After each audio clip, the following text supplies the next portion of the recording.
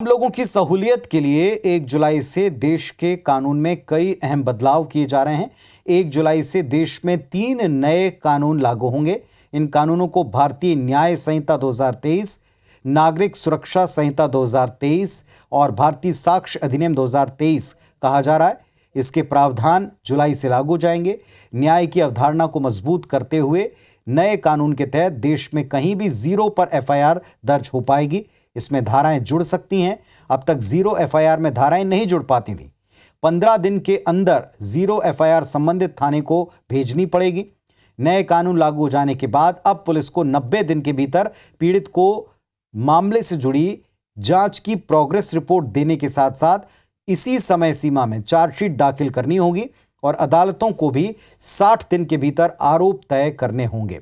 सुनवाई पूरी होने के बाद 30 दिन के भीतर फैसला सुनाना होगा। फैसला सुनाने और सजा का ऐलान करने में 7 दिन का ही वक्त ले सकते हैं। नए कानून के तहत भगोड़े अपराधियों पर केस चलेगा। नए कानून में दया याचिका का नियम बदल गया। इन कानूनों के लागू हो जाने के बाद भारतीय नागरिक सुरक्षा संहिता की धारा 472(1) के तहत सभी कानूनी विकल्प खत्म होने के बाद दोषी को 30 दिन के भीतर राष्ट्रपति के सामने दया याचिका दायर करनी होगी। भारतीय न्याय संहिता 2023 में भी कई अन्य बदलाव हैं, जिससे सुविधा होगी न्यायाधीशों को भी, जिससे सुविधा होगी पुलिस को भी और सभी को। तो इस तरीके के चेंजेस, बदलाव लाए गए हैं जिसमें जो कि पिछले 150 सालों से ये माना जा रहा था कि इन बदलावों की ज़रूरत है।